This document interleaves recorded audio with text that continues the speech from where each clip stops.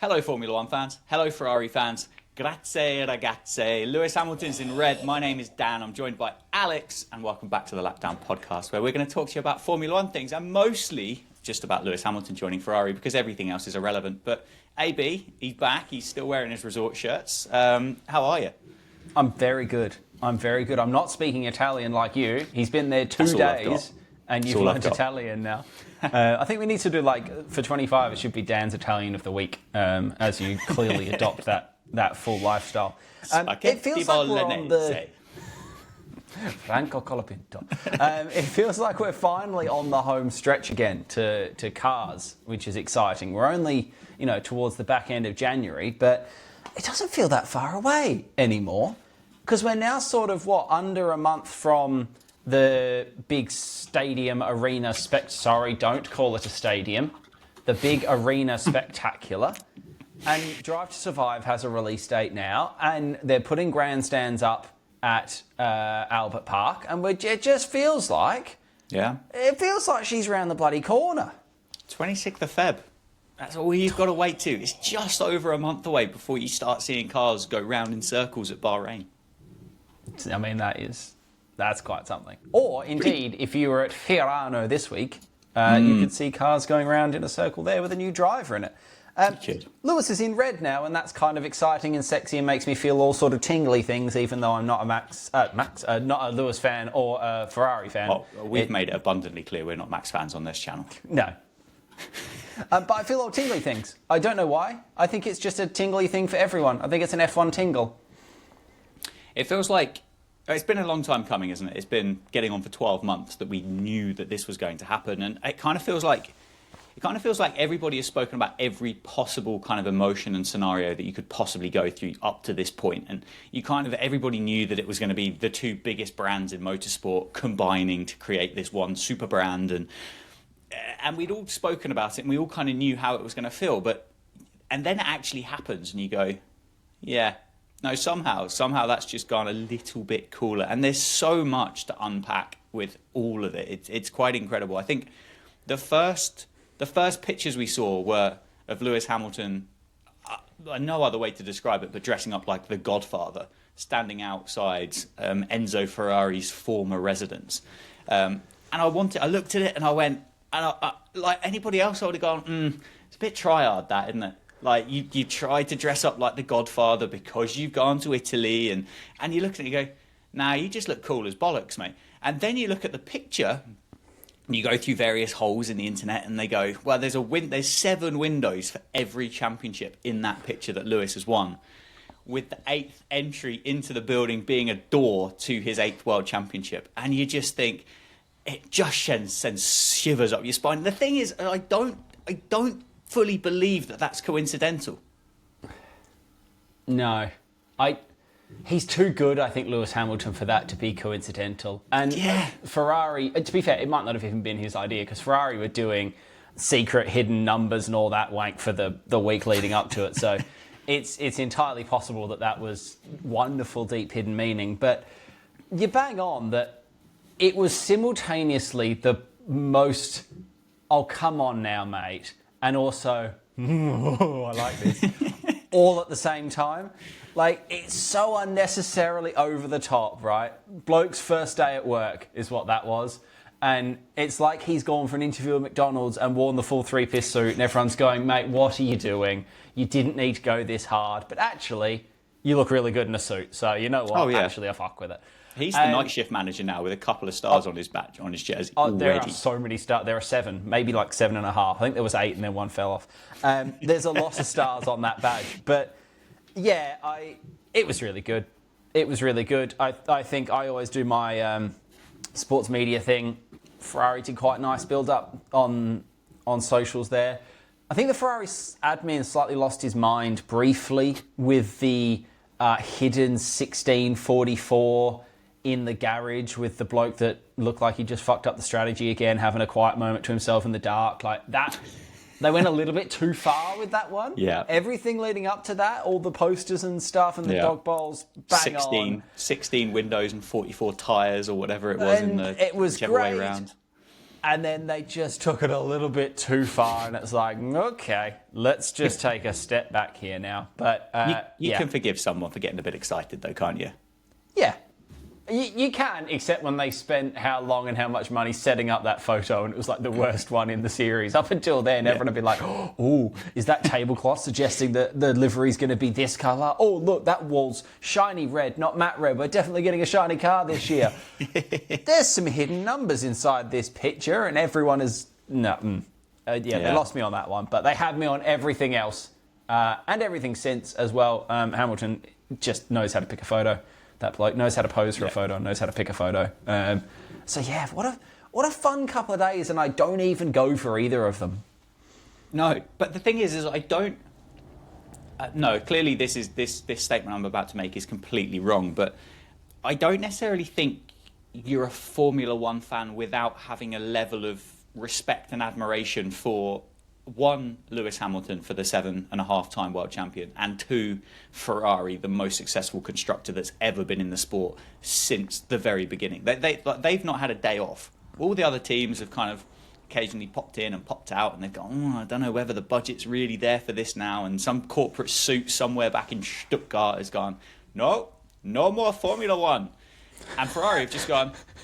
just keep going, lads. Doesn't matter. Like, we're Ferrari. This is fun. Just keep making Formula One cars. Keep doing things quickly, and it's brilliant. Can I have more of the manager from Stuttgart, please? Just sprinkled in through the podcast because I like him. Absolutely.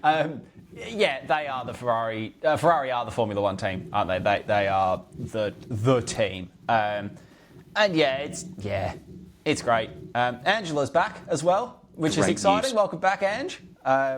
I don't really know why Ange left. No one really knows why Ange left, but she left when they were shit, and now she's back when they're probably going to be good again. So you could say she's a clout chaser, but I won't. But you could. But no, that was nice. And the picture of Lewis's mum taking a picture of Lewis Hamilton on her phone with like the flip case, and just the irony of a professional journalist photo being taken of her taking what will be a terrible photo on her iPhone is superb, and it's the most mum thing ever. And you think your son is actual Lewis Hamilton, but you still have to take this to then text it to Julie and Melissa, who you do wine and pottery with on a Tuesday night. Like, oh look, Lewis had his first day at work. It's like, yes, we know he's on every newspaper, but that was cute as balls. Yeah. The whole thing was just great. Everything about it was executed perfectly. We then kind of, I think the following day we then saw the Lewis in the overalls, and it was just it just didn't need any other caption. It was just like first day in red. Yeah. And it had I was on Instagram within not that I knew that this was happening, but within 5 minutes of that being posted, it had like 500,000 likes. Yeah. And that was it. It didn't even use it. Like, this is how big Lewis Hamilton and Ferrari didn't even need to use a hashtag. Didn't even need to go into some form of search engine kind of algorithm. It's just like, done. Lovely. Yeah. Perfect. Then we saw the helmet, which does look really cool, although with the way that Formula One drivers just kind of pick and choose their helmets depending on where and where, I'm not even sure if that's going to be the one that he's going to turn up in at the first day of school. He's not a big limited edition helmet guy, though, Lewis. I don't feel like. He will absolutely rock one at some points. Yeah. But I feel like some drivers will rock 24 helmets this season. Hamilton has always felt a little bit more, I have my helmet and then maybe I'll change a band on the helmet because I'm doing this race, or he, will work a flag into like a panel on the helmet or something. He tends to run with it. Oh, it's absolutely yellow. But it looked really nice in the car as well. I think some other Formula One drivers forget that their helmet is largely going to be seen in the car, and it would be like putting a hat on for just a completely wrong outfit. And I think Hamilton has been quite clever here that he's gone yellow and red are very complementary. There's already a yellow and red Ferrari crossover. Yellow helmet's the way to go here. I know he started his racing in yellow, and it's not like he's suddenly jumped to yellow now for this. Like, yellow's there. It's a smart yellow, and it makes a lot of sense. The picture of him getting in/out of the car with like the helmet reveal. Oh, it goes hard as a photo, doesn't it? It goes hard as a photo. I'm not setting it as my wallpaper, but I wouldn't be adverse to setting it as my wallpaper. One thing I will say, though, about all the Lewis... You'd go, I understand. Oh, that's nice. That's a nice wallpaper. I'm not having it. But it's a nice wallpaper. I'm running the stock ones. I'm not going to custom wallpaper, but it's a nice wallpaper. One thing that seemed really weird to me with all the Hamilton stuff, we saw all the renders that people made of Lewis Hamilton in red overalls. Yep. Did not at all look as cool as Lewis Hamilton in actual red overalls, and I don't understand why. And I know, the mock-ups are always just a little bit wrong. Yeah. But there was something about him actually being in the overalls that felt surprising and like a landmark moment to see it, even though we'd all seen the fake version of it non-stop for the last 12 months. Like, yeah. I don't know what it was, but it was just Hamilton wearing red in a picture as opposed to Hamilton being mocked up in red just seemed to hit very different. Yeah, I mean, I think in terms of Formula One, we've probably waited since Schumacher joined Ferrari to have that kind of massive transfer news, or I don't even know what the technical term for it would be in the world of Formula One, but obviously if you're talking about football, you'd be talking about a transfer, wouldn't you? Ferrari have signed Lewis Hamilton for $78.5 million from Mercedes or whatever. That's kind of how it is. And the fact that you've got fans turning up at Fiorano to watch through the chain link fences of Lewis doing his first drive was at like 5 a.m. as well. Yeah, was reminiscent of what happened back in kind of 1996. I don't fully remember it because I would have been 5 or 6 at the time. But obviously Schumacher was 27 then. There was a bit more kind of, this is going to be our guy for a long time, which we're not going to get with Lewis. Like, Lewis is 40 already. If we get 2 years, I think we'd be surprised. But yeah, just the hype about it, and everything was just executed perfectly. And yeah, but they've got free rein to do anything because they're the biggest fish in a relatively small pond. Like, no other team could do this, no other driver could do this. You have to have that Ferrari is the integral part to this. Lewis could join Red Bull and Red Bull would still be known as a fizzy drinks company. Yeah, I don't think it matters who joins Red Bull. Like Max, in terms of, and I know we bait him out, but it was the same with Sebastian Vettel. It was the same with Mark Webber. You're a driver for Red Bull. There's no charisma. There's no history. There's no charm. There's no passion about a Red Bull. It's literally just a tin of fizzy drink that you can walk down the road to your Tesco Express and buy. Ferrari is evocative. It's emotional. It gets you in the feels. Yeah. Tell you what did get me in the feels. Carlos Sainz has been so gracious about all of it. You sent me this video the other day, and if people haven't seen it, go and find it somewhere. I don't know how soon after him being dumped that was. He was still wearing Ferrari kit, so it must have been, at some point back end of last year or whatever. But he was so sentient to, I've not really been dumped from Ferrari. This is not me being moved on from Ferrari. This is me sitting alongside Charles Leclerc, who's their boy, their project. He is little Mr. Ferrari. And then actual Lewis Hamilton. Like, it's not Kimi Antonelli replacing him because they think they might have another Lewis Hamilton. It's actual Lewis Hamilton. And I have felt quite bad for Carlos through the whole thing. I know we did a little chat on this at the time on the pod, that he's got himself a shit deal out of all this because everyone's so excited and so happy, and he is damaged from it. But fair play to the bloke. He's either got a very good sports psychologist, he either drinks a lot of gin or something, or he's just in a very good headspace, because it just seemed like he was very comforted by it almost, or at least very happy with how it had all gone. And then he posted a selfie outside Grove where he looked like he wanted to die. So I don't know if he's come full circle on that now, and he turned up to Grove and saw that it kind of looks like the entrance to a garden centre and thought, fuck, has happened here. But you know what? Fair play, Carlos, and I hope he has a good year. I do. I'm a little bit of a Carlos fan this year now.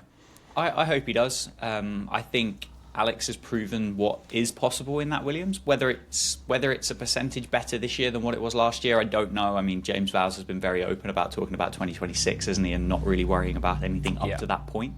But we know it can score points. We know it's there. It can be competitive for those kind of 8th, 9th, 10th, or, oh my word, Alex is in Q3. Like, we're talking, like, there's something about it. I think the other thing with Carlos as well, and I don't necessarily think that post has got a great deal to do with it, but I suspect at the point that the driver market ends up having another reshuffle, he'll probably get his pick as to what he wants to do, whether he wants to stay at Williams because he believes in that project, whether if Lewis and Ferrari don't work in 25, that seat becomes available again, then I dare say Carlos would be pretty high on the shopping list of Mr. Ferrari at that point.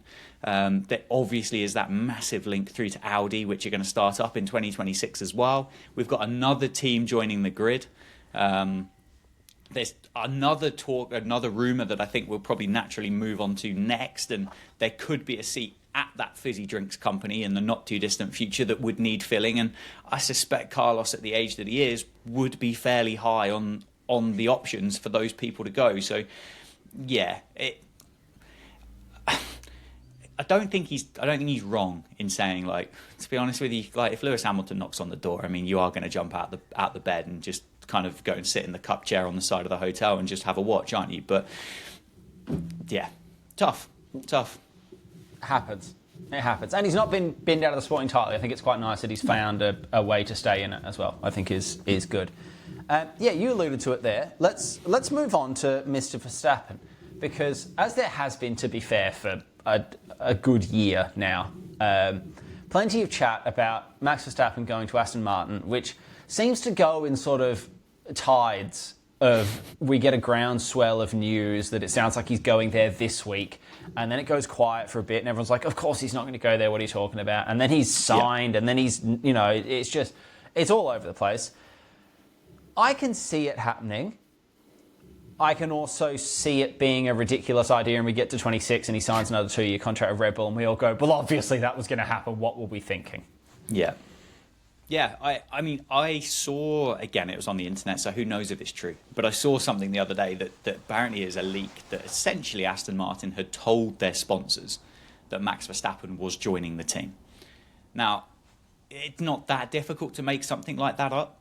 That's completely plausible, and I think the sad thing about the internet at the moment is the fact that actually everything you see on it, you go, is that real? That's your first kind of reaction to whatever it is. It doesn't even matter what it is. You go, is that AI generated? But anyway, so that's apparently what's happened.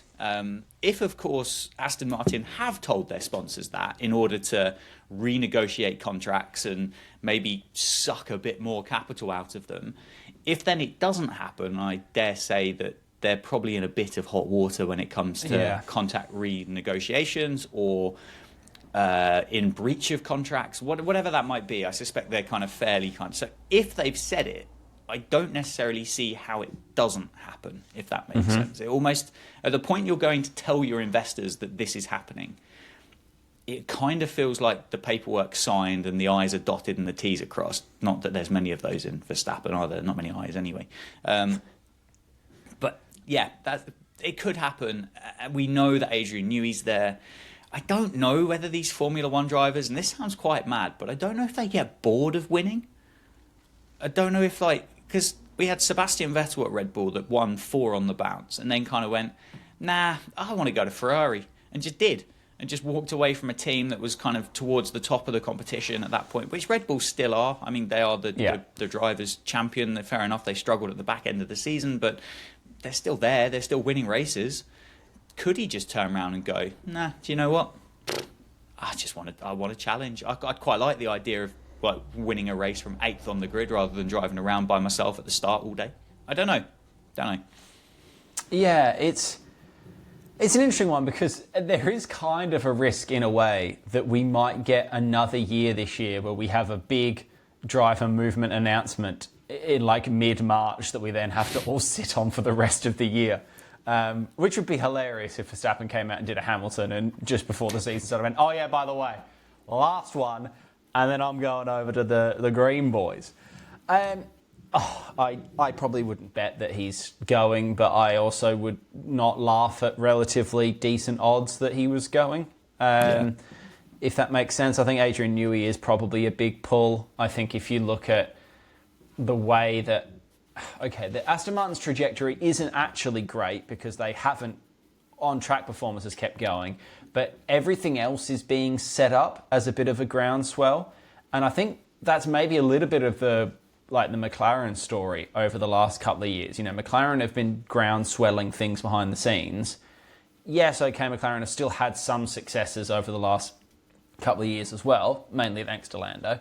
But, you know, they were working on their own new wind tunnel, and, you know, the technology centre has always been stupidly impressive. And, you know, Zach has brought more money into that team than I think any other team, you know, on the grid at the minute. So there is a blueprint there for you get your house in order, and then all of a sudden you go swoop. And I'll tell you what helps you go swoop is Max Verstappen coming into your team with the best aerodynamicist probably ever to have existed in the sport. I have a big question, though, about the idea that Verstappen's going to go to Aston Martin. And that is, how would Max Verstappen handle being a number 2 driver at a team? Because he would be alongside Lance Stroll, and there's no way that he would be the number 1 driver over Daddy's special little boy. How does that play out, please? Do you reckon Max even acknowledges that Lance Stroll exists? Do you reckon Max has ever even stumbled across Lance Stroll in the last 4 years? I don't know whether it would be one of those. It kind of feels like there's a meeting at 9 o'clock on a Tuesday. Max is there at 8:45 ready, and Lance turns up at Wednesday at 4 o'clock type thing. Yeah. And I don't even know if the paths would ever cross. I'm not even convinced Max would look to the other side of the green garage. And if he did by chance, he'd probably look at GP and go, who's that bloke over there getting in that other car then? Is it a rookie session today? It genuinely could be. I don't know.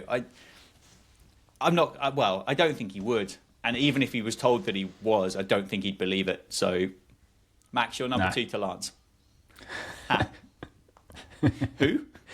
It would get really interesting, though, I think, because to be fair, I don't think Aston Martin actually... I think the nepotism goes as far as getting Lance into the sport. I don't think Lance actually gets massively favoured in the sport. I don't think he gets sort of looked at more favourably than, Alonso and whatnot.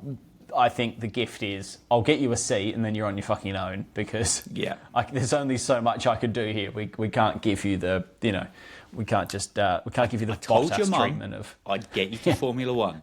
I never said anything about giving you a race win or a world championship. That's on you. No, I think I can see that you're a waste of space.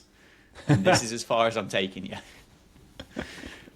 Speaking of waste of space, and what a transition that is, Jack Doohan's kind of doomed already, if you believe the chat that's going round, and not even the chat that's going round.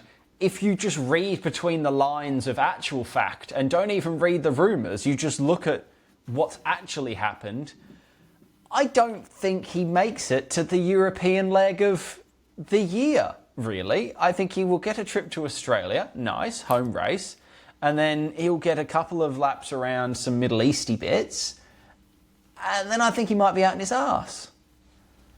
Yeah. That's wild, isn't it? Wild! There are rumours now, aren't there, that Doohan's only got a 5-race contract with Alpine. Yeah. Again, similar to the Aston Martin signing Max Verstappen thing, I don't know how much truth there is in it. It popped up on the internet, so you could, we've discussed that now. It would... There seems to be, there's less loyalty in Formula One for their kind of academy prospects as to what there are in other sports. I think in other sports you can kind of go, oh, we'll keep going because he's a product of our academy and our youth system, and we really want him to succeed. It's a very cricket thing, isn't it? Yeah, football as well to a point, and possibly rugby, because it looks great, the fact that there's a lad from the local town that's gone through since under 12s and whatever. Ultimately, Jack Doohan and his dad have paid Jack to be as part of that academy anyway, so it's not like there's any kind of emotional attachment there, is there? It's not like an under-12s coach discovered him playing grassroots go-karts at whatever. He's got the right name to be part of something as well. Like they've not plucked... It's not like Williams keep announcing these like 7-year-old Swedish kids that they've discovered and they're going to bring onto their academy. He's not been plucked from obscurity here. He's had a couple of... Not discrediting him either. We should say that. I don't know anything about the bloke. That we're not going after Jack here. We're just looking at the writing on the wall.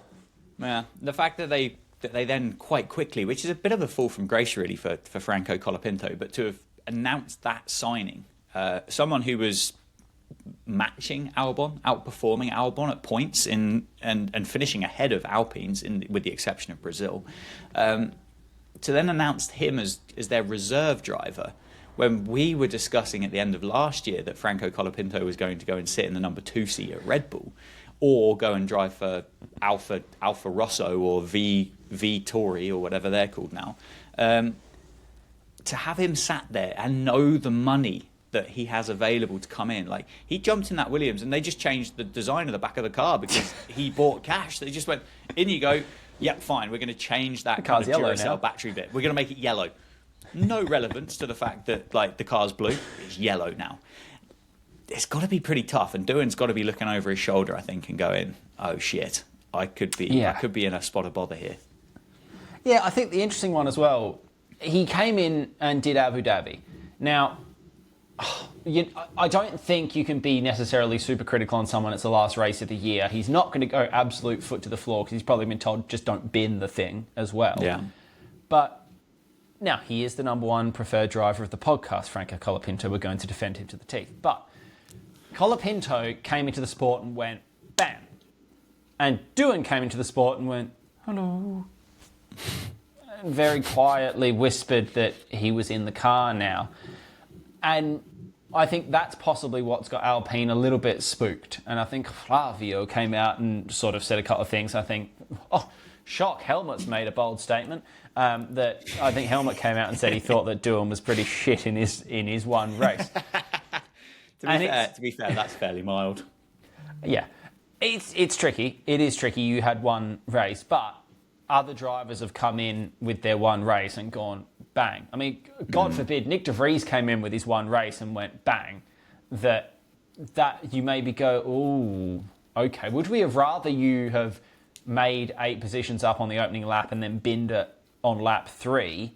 Or would we rather you have pootled around in P18 for 64 laps? What shows you more? But yeah, it's a strange decision to sign Franco, I think, if you're not just intending on putting him in a seat and doing is warming a seat for Franco, however we get there. It feels a little bit like that. As I say, I don't know how good Jack Doohan is. I don't think anyone knows how good Jack Doohan is necessarily. And it would be incredibly harsh on him, but Alpine have not got the best track record with doing the right thing by people necessarily. So, yeah. If he went and scored points in 5 races, do they still get rid of him? This is the bit that I'm a bit kind of... and how many points is enough points? Yeah, I don't know. I mean, if he does well, is he still on the block, or does that alleged 5-race contract get extended? I mean, as I say, we know all of this stuff on the internet is a bit kind of tongue-in-cheek anyway, so he might have a contract for the entire season and Franco could genuinely be there as a reserve driver.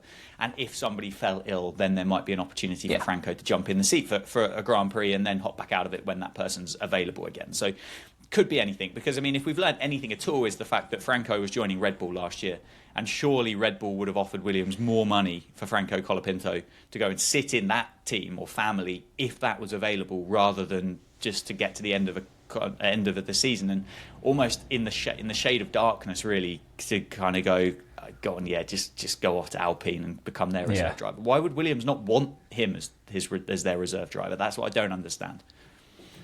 Yeah. There's a lot of weirdness with it, isn't there, across the board? And I think, again, we ignore rumour, but you can make your own assessments based on the facts that we can see. And the fact is that, Franco Colapinto's manager and him and everyone that is advising him has suggested that taking a reserve role at a team that didn't put him in an F1 car this year is the way to go now. And I don't think too many people are looking at... It's not a Red Bull reserve role either, is the other thing. He's not... True.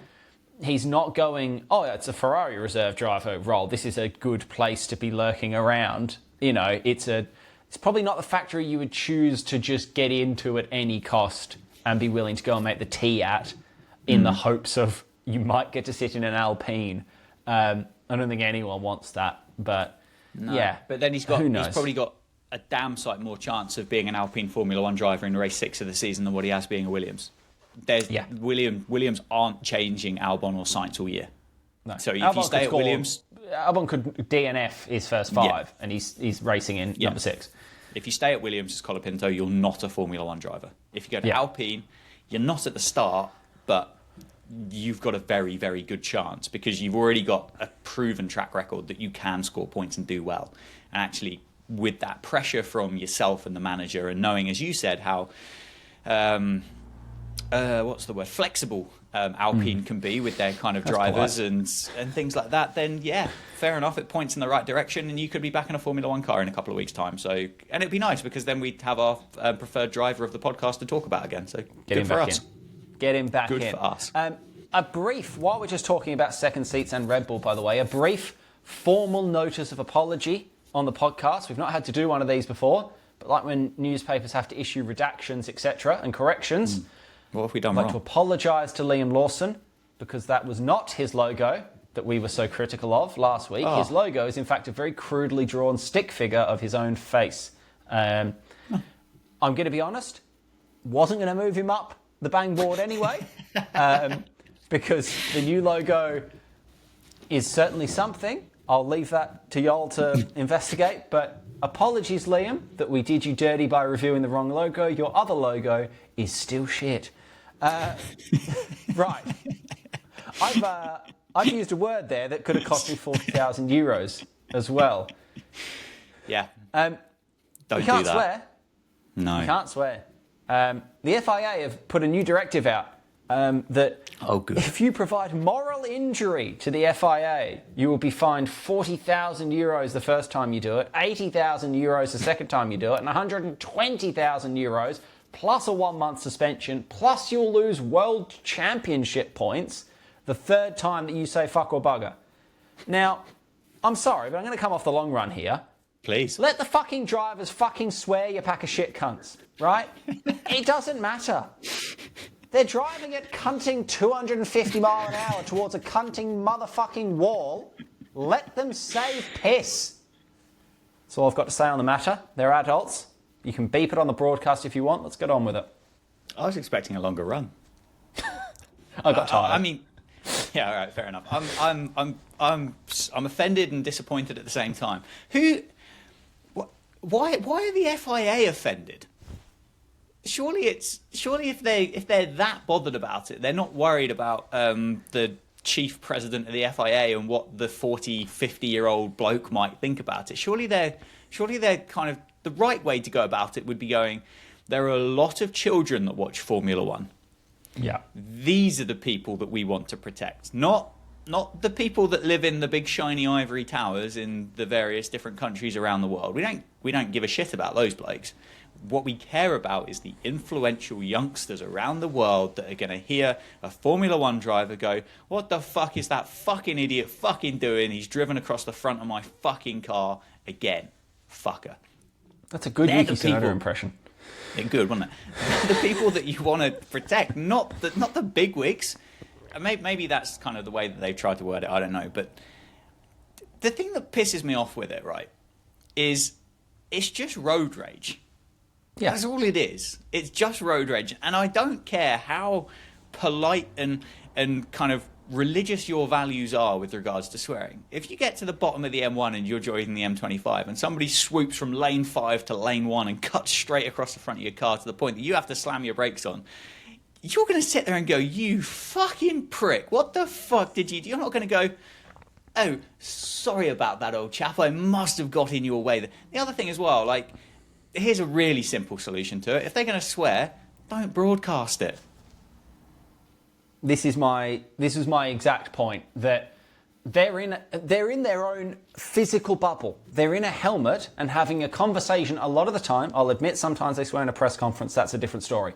But they're in their own bubble. They're in their car with a helmet on and they're essentially having a vaguely private conversation with their own team.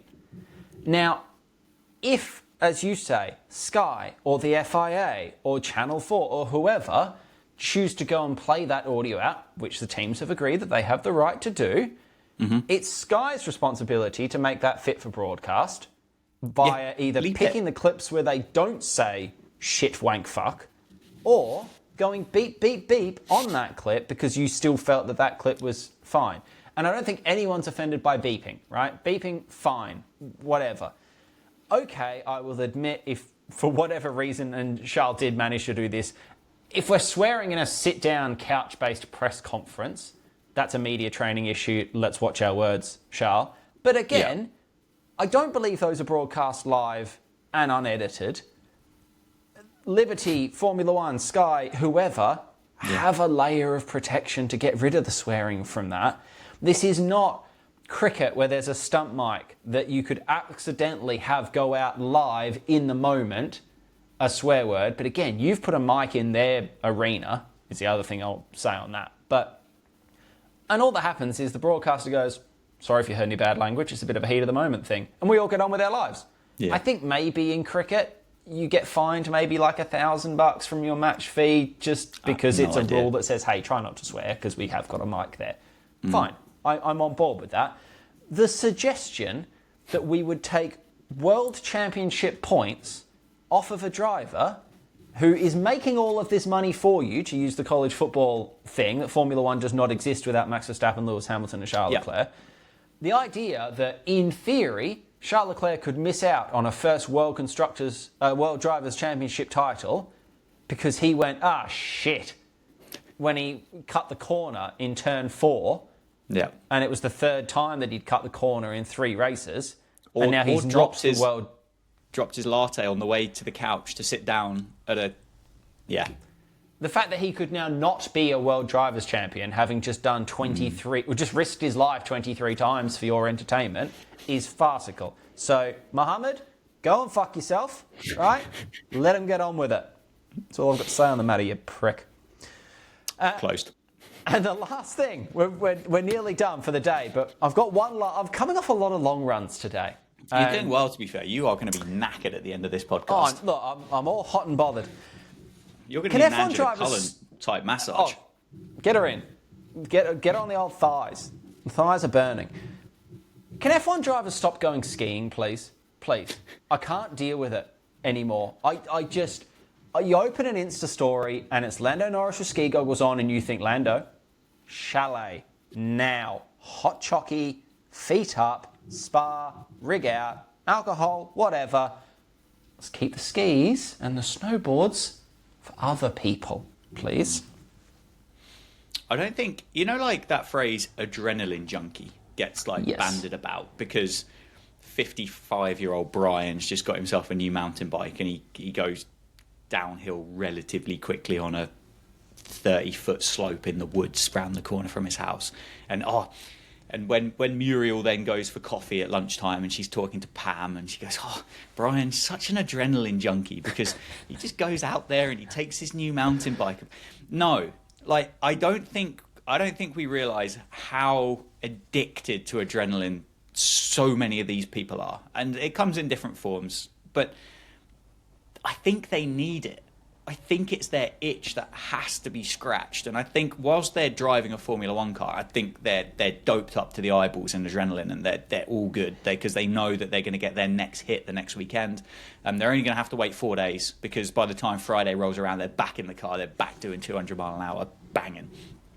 Through this period of time, they're looking at it and they go, honestly, I genuinely think they're sitting there like recovering alcoholics, just like shaking that they haven't got that fix. And to get it, they are going downhill. And it's not just going down the nursery slopes. This is pissing down like black grade slopes on like danger mountains. And then they're skydiving and they're bungee jumping and they're jet skiing across like South Australia where there's big waves and great white sharks. And then they're going diving with the sharks and they're doing all... I think they have to have it, mate. I don't think that they can live without it. And I think it's their way of fueling it. The only solution is have more Formula One races. Every week. 52 races a year. Yeah. I'm surprised, maybe some night races midweek. Ooh. Wednesday night races. Wednesday sprinties.